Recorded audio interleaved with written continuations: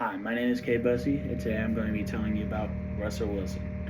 Russell Wilson is in his 13th season, and he has played for three different teams. He got drafted by the Seattle Seahawks back in 2012. Ever since Wilson was drafted, he has influenced the game in multiple different ways.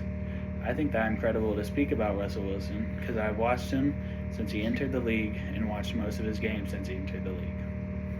Russell Wilson started out his career winning Offensive Rookie of the Year.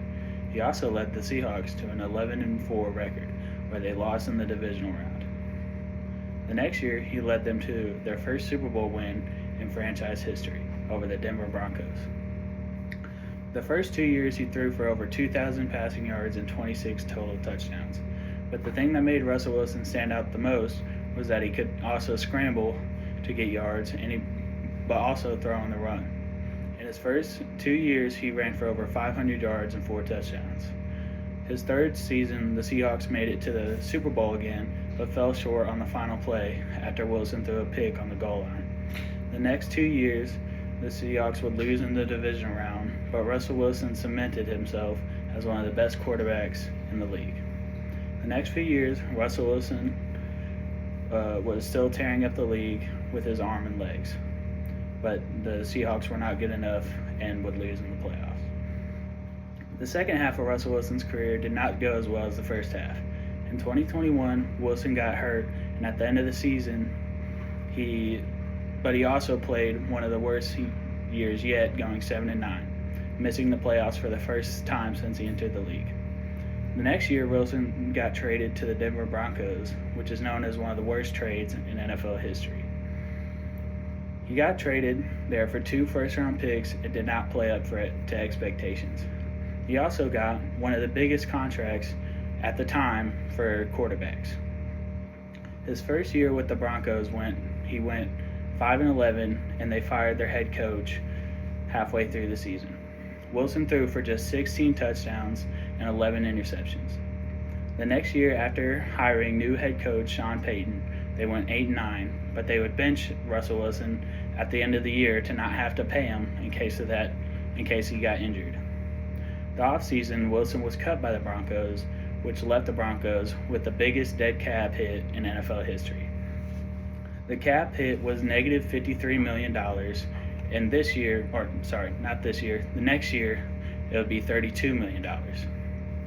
After being cut by the Broncos, Wilson signed to the Pittsburgh Steelers for the veteran minimum as a prove-it deal.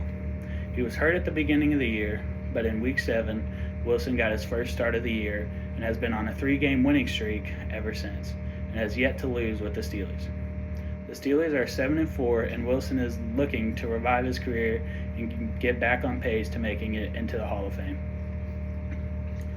Wilson was doubted coming out of college for being too short, not accurate enough, and having bad mechanics. In his first years, he proved all the doubters wrong. He showed that even though he was short, he could come in and use his legs to scramble and make throwing lanes for himself.